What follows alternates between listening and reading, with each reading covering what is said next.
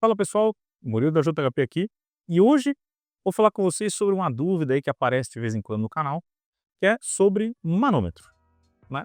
O que é um manômetro? Como é que ele funciona? Como é que eu especifico? Bom, gente, manômetro é um equipamento que já está aí há muitos anos, né? E ele foi inventado basicamente por uma questão de segurança em caldeiras de vapor. Lá no começo da Revolução Industrial, existiam muitos acidentes, né, causados por caldeira.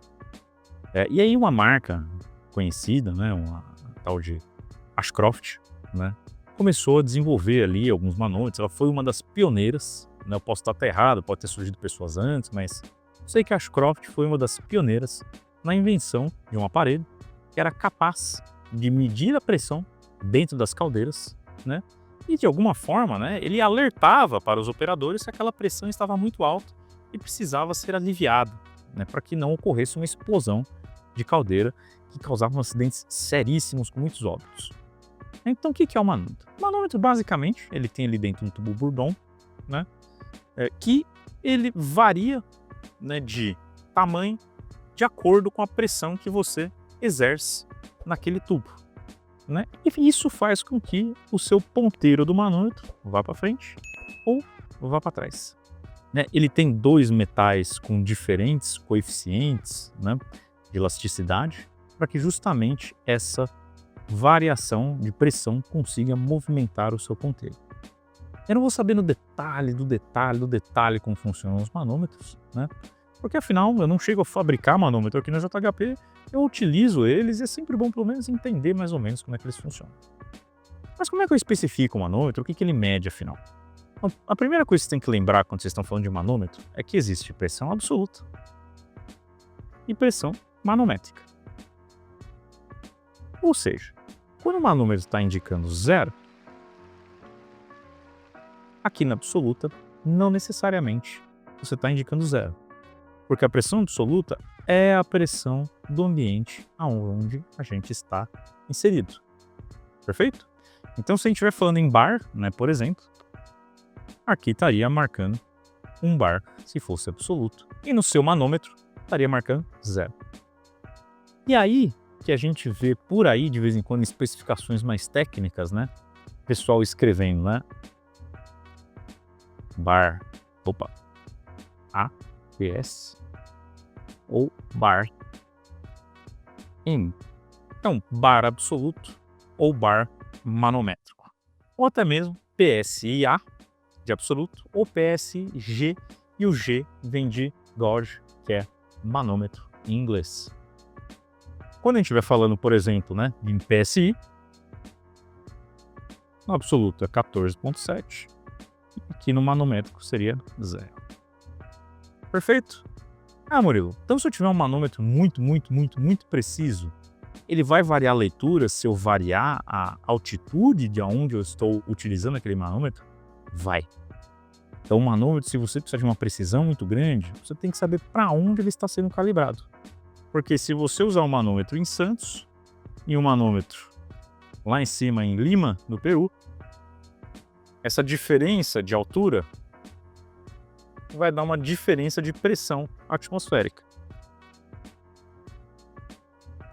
Aonde em Santos é um bar, e aqui em Lima eu não vou saber, mas eu sei que é uma pressão inferior a um bar. Então a referência que você tem de absoluto é diferente aqui em Lima, no Peru. Então o manômetro, se ele for de muita precisão e for calibrado, ele precisa ser calibrado na pressão absoluta local. Outra coisa importante de especificação de manômetros: quais escalas vocês vão estar utilizando? Existem diversas escalas: bar, PSI, milibar, pascal, centímetros de coluna d'água, metros de coluna d'água. Tudo depende de qual processo você está trabalhando, qual país você está trabalhando, ou o que seu cliente gosta de utilizar como unidade de pressão, né? Também tem o milímetro de mercúrio e por aí vai. Olha, tem unidades para pressão que infinitas. Então, escolha aquela que seja mais adequada para o seu cliente, né? Não tente impor para ele uma unidade de pressão que ele não conheça, que ele não vai saber utilizar. Pode ser até perigoso para ele mesmo. E manômetros podem existir em simples escala ou dupla escala. Então, normalmente em dupla escala, ele vem com bar, PSI. né, para que você possa aí agradar gregos e troianos muitas vezes, né? A Norgem, por exemplo, eles já mandam os manômetros deles com bar e PSI, né, para poder agradar o máximo de clientes o possível. Também existem manômetros com glicerina, né, que são aqueles manômetros cujo visor, vocês vão olhar para ele, né, tem aqui a ponteirinho dele e ele está mergulhado numa solução de glicerina. Normalmente isso é para você não ter variações muito abruptas, né, da sua pressão ali, na leitura da sua pressão dentro do manômetro, podendo causar algum tipo de dano ao seu manômetro. Então você retarda um pouco o sinal através do uso da glicerina, né, que gera ali uma resistência ao manômetro, fazendo com que o ponteiro dele vá de uma maneira mais lenta até o ponto de leitura e você garante ali uma vida útil maior para o seu manômetro. Coisas que quebram o manômetro imediatamente. Se você tem um manômetro aí que vai, por exemplo, até 10 bar e você coloca 11 bar nele, você quebrou o manômetro. Esquece, pode jogar fora. Ah, Murilo, mas eu voltei para 9 bar e ele marcou. Amigo, pura sorte. Você perdeu um manômetro. Joga fora e compra outro. Se você foi até o fundo de escala máximo do seu manômetro, em algum momento ou passou dele, você quebrou o seu manômetro. Não use mais. Ou se você quiser usar, é por sua conta em risco. E se um acidente ocorrer, eu avisei.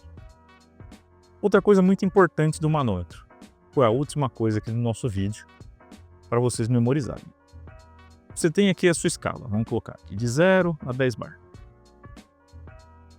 Existe uma faixa de incerteza do manômetro, né? E a gente fala como regra técnica, regra aí de padeiro, que 15% antes e 15% até ele chegar no fundo de escala são zonas de incerteza. Então até 1,5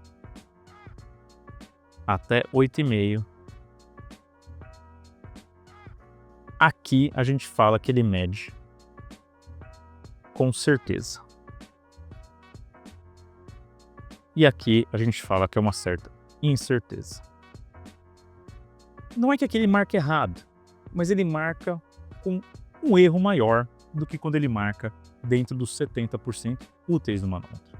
Então, se você vai usar um manômetro para 9 bar, por exemplo, marcado 9 bar de set points, procura comprar um manômetro que vá até pelo menos aí 11 bar, né, ou 12, 13, verifique com o seu fornecedor o que ele tem lá de catálogo para poder aplicar para você no seu dia a dia.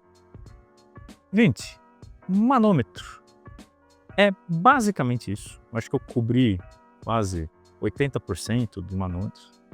Existe aí 20% que é um mundo muito mais específico, que nós vamos estar falando de revestimentos específicos, nós vamos estar falando de outros tipos de materiais para o manômetro, selos para o manômetro, para que ele não seja agredido, né? Então existe um 20% aí de assunto que é muito específico, né, que acredito que quem trabalha com processos, né, processos químicos, farmacêuticos, já deva ter ouvido falar, né, e com certeza já deve ter estudado isso, porque é um assunto bem complexo. Se você ainda tem dúvidas em relação a isso, comenta aqui no vídeo, pede pra gente que a gente tenta gravar para vocês, né, um vídeo específico sobre esses 20% mais técnicos sobre o mundo de manômetros. E espero poder tê-los ajudado hoje. Muito obrigado!